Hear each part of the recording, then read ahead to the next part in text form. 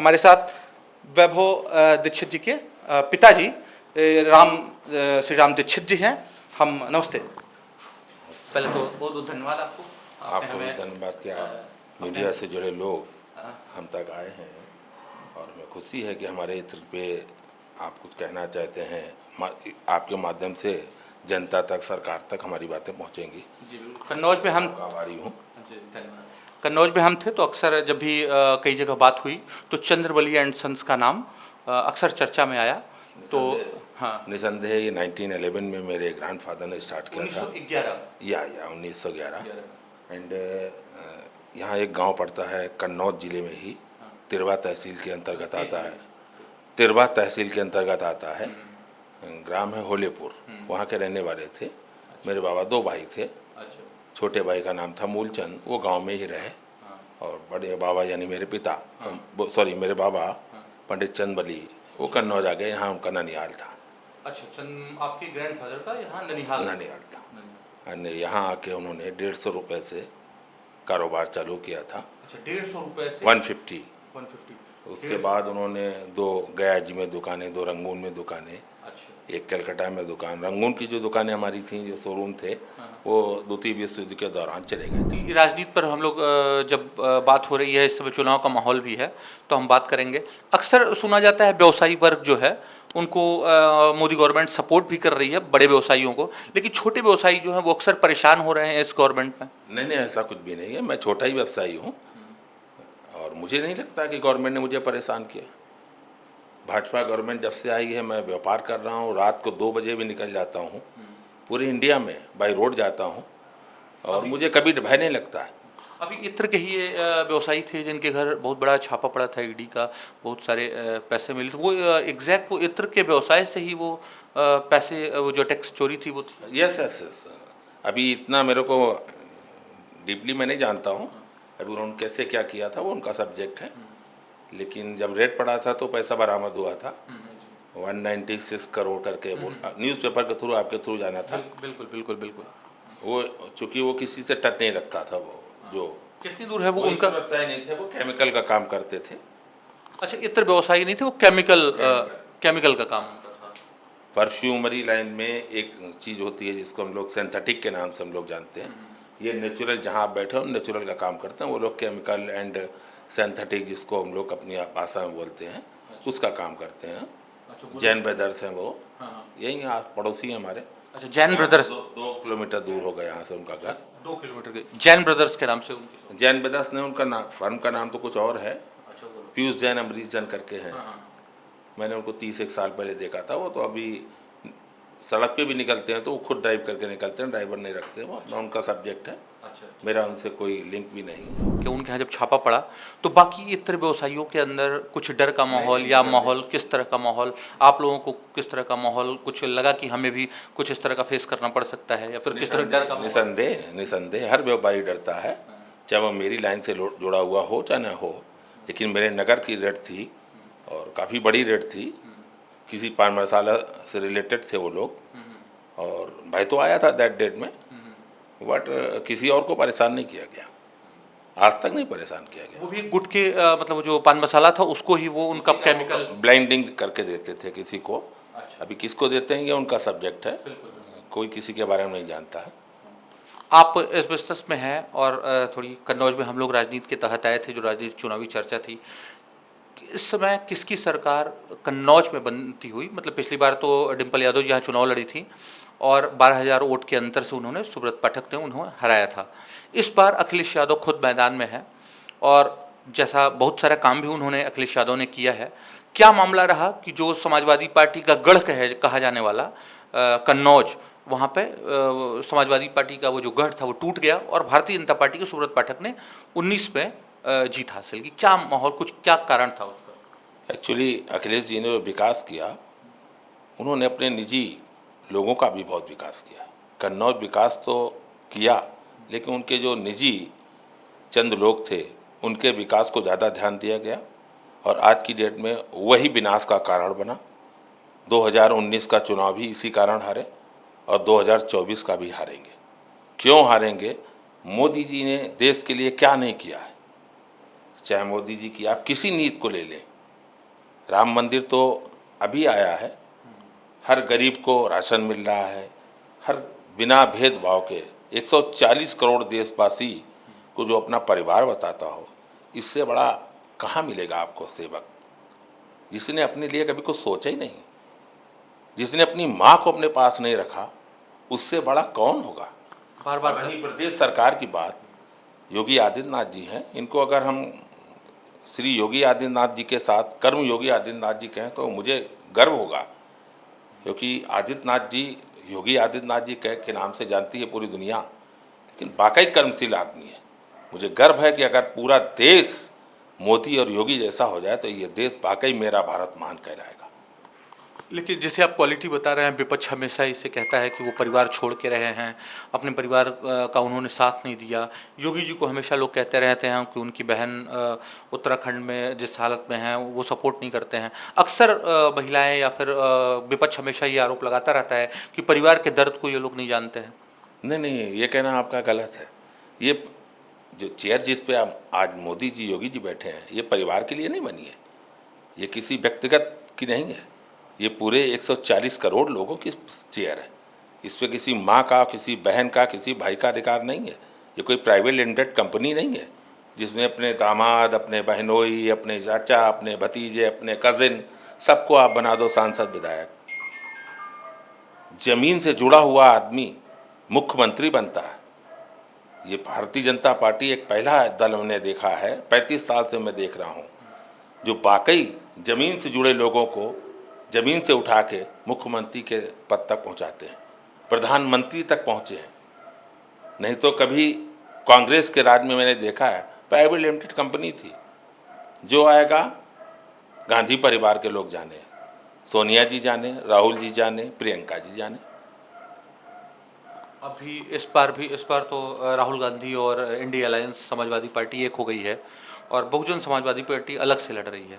क्या पोजीशन रहेगी बहुजन समाजवादी पार्टी की यहाँ से? आपने एक चौपाई सुनी होगी, एक तरफ रावण की सेना, एक तरफ रघुवीर। ये वही है, रावण की सेना से कुछ नहीं होने वाला है। ये रघुवीर है, भारत का रघुवीर है, जिसका नाम नरेंद्र भाई मोदी है। अच्छा, सबका साथ सबका विकास का नारा अक्सर नरेंद्र मोदी जी प्रधानमंत्री देते रहते हैं, उसमें कोई शक नहीं है। लेकिन अल्पसंख्यक हमेशा अपने आप को ये उनकी संकुचित सोच है। क्या किसी अल्पसंख्यक को राशन नहीं मिल रहा या उसको मकान नहीं मिले? मेरी जानकारी में है, मेरे टच में है तमाम लोग, तमाम अल्पसंख्यक।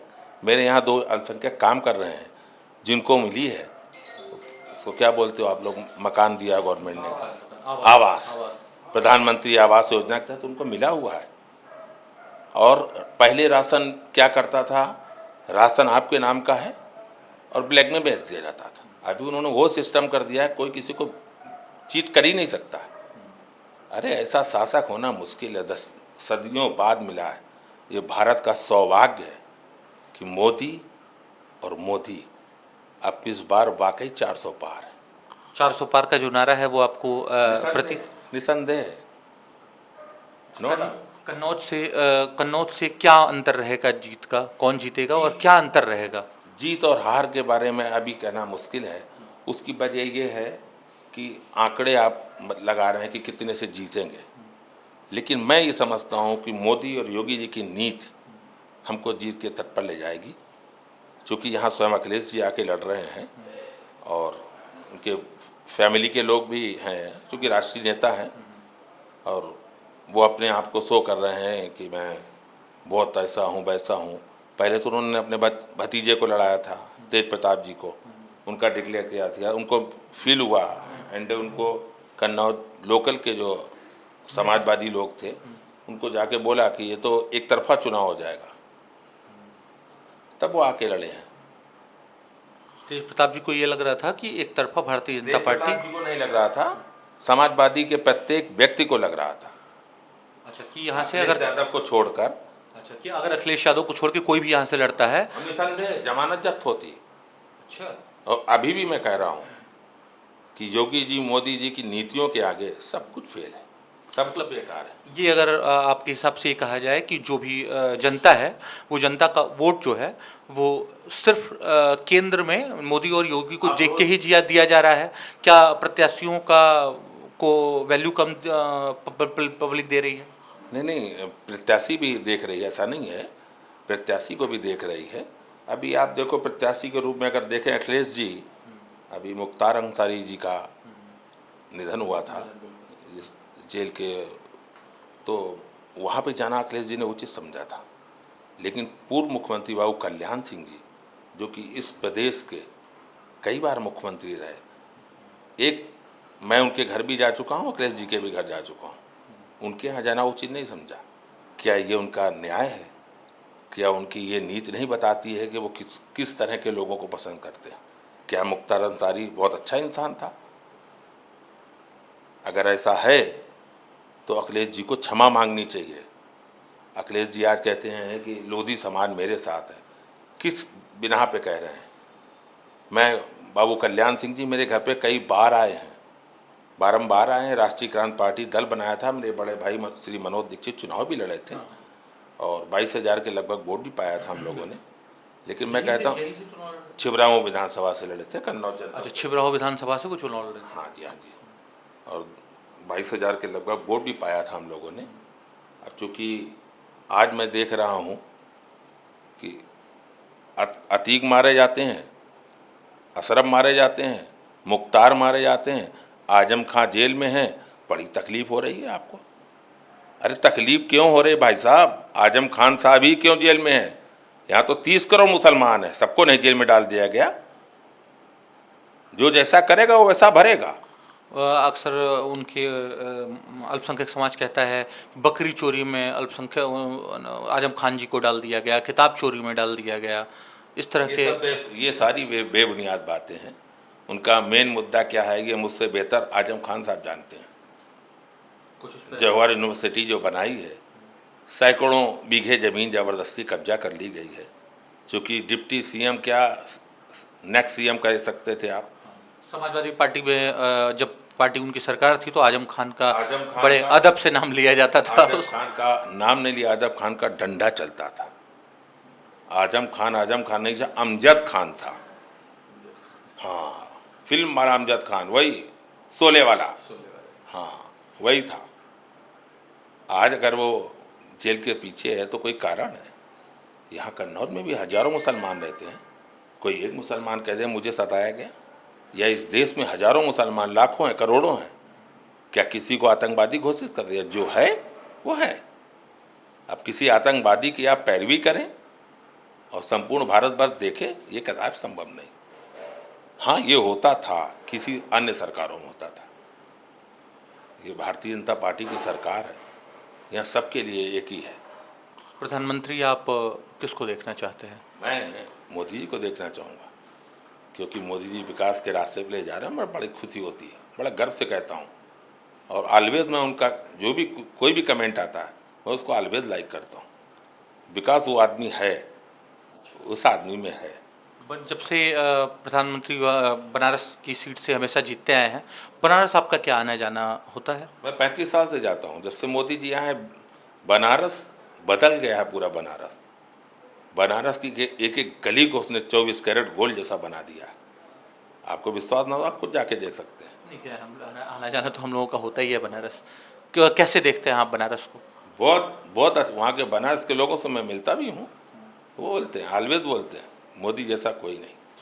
मैं तो चाहता हूँ ऐसे करके मोदी जी हर लोकसभा से एक बार चुनाव लड़ जाएं, तो मैं समझता हूँ कि काफ़ी कुछ मोदी जैसे लोग लड़ जाएं।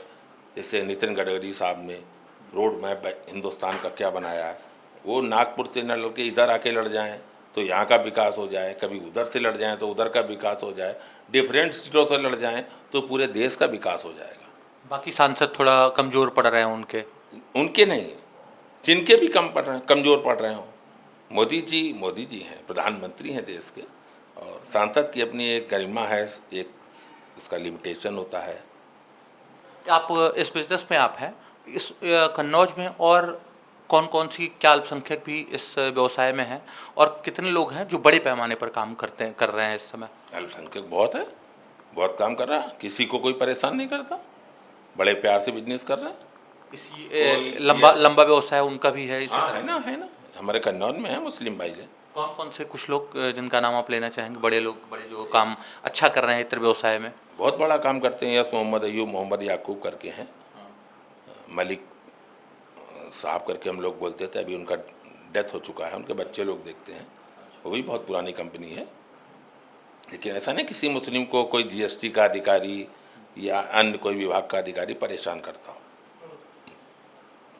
बहुत बहुत धन्यवाद, आपने हमको समय दिया और आपने संपन्न भारत से बात की।